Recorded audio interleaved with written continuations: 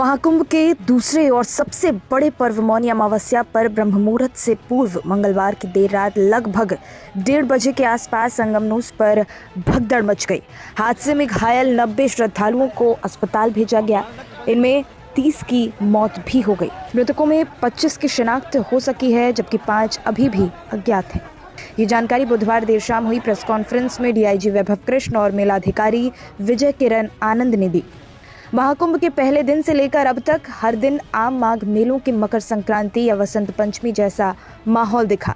इस महाकुंभ में अमृत स्नान के लिए करोड़ों श्रद्धालुओं का प्रयागराज आना लगभग तय था। जब प्रशासन ने 8 से 10 करोड़ श्रद्धालुओं के आगमन का अनुमान खुद ही लगाया था, तो उसके इंतजाम उस तरह से क्यों नहीं किए गए? इंतजाम व्यापक स्तर पर करना क्यों भूल गए? पुलिस और प्रशासनिक अफसर तैयारी का दावा करते रहे, लेकिन जरा सी चूक के कारण हादसा हो गया। दरअसल कैसे फेल हुआ सिस्टम, आइए जानते हैं। प्रयागराज महाकुंभ में भगदड़ के 5 बड़े कारण पहला, होल्डिंग एरिया में संगम की ओर भेजे गए लाखों श्रद्धालु। भीड़ को नियंत्रित करने के लिए 84 होल्डिंग एरिया बनाए गए हैं, जिनका इस्तेमाल शायद नहीं किया गया। वहीं काली मार्ग, पार्किंग और अन्य स्थानों पर जब श्रद्धालु मंगलवार रात में बैठे थे, तो उन्हें रात 8 बजे के बाद ही संगम की ओर भेजना शुरू कर दिया गया। ऐसे में संगम पर रेला रात 9 बजे से उमड़ा, जो अमृत स्नान के लिए बैठा रह गया। कारण दूसरा, संगम पर निकासी प्रवेश का 1 वे प्लान हुआ फेल।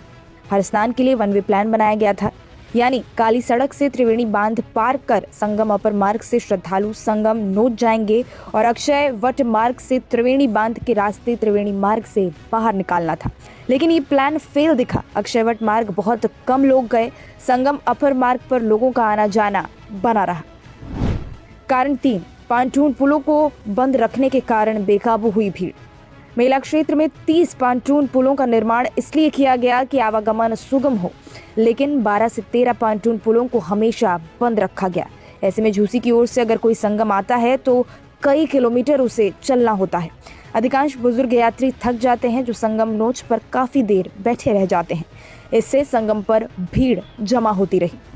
चौथे कारण की बात करें तो प्रशासन की मनमानी के चलते बिगड़े हालात। महाकुंभ में सड़कों को खूब चौड़ा किया गया, लेकिन उन सड़कों को अधिकांश समय बंद रखा गया। इसके साथ ही प्रमुख मार्गों पर बैरिकेडिंग कर दी गई। इसी के कारण श्रद्धालुओं को लगातार चलना पड़ा। ऐसे में लोग थक गए और संगम किनारे पहुंचकर बैठ गए और फिर बाहर जल्दी नहीं निकले। ये भी संगम पर भीड़ रहने का एक बड़ा कारण बना। कारण 5, सेक्टर नंबर 10 में ठहरी सीआईएसएफ की कंपनी। रात और बचाव कार्य के लिए तमाम बल तैनात रहे, लेकिन सभी को अलग अलग सेक्टरों में नहीं बसाया गया। सीआईएसएफ की कंपनी को सेक्टर नंबर 10 में ठहराया गया। रात में जब 10 बजे यह हादसा हुआ और कंपनी को बुलाया गया, पर भीड़ में सेक्टर 3 तक आने में काफी समय लग गया, जिससे स्थिति और खराब हुई और इसी जरा सी चूक के कारण एक बड़ा हादसा हो गया।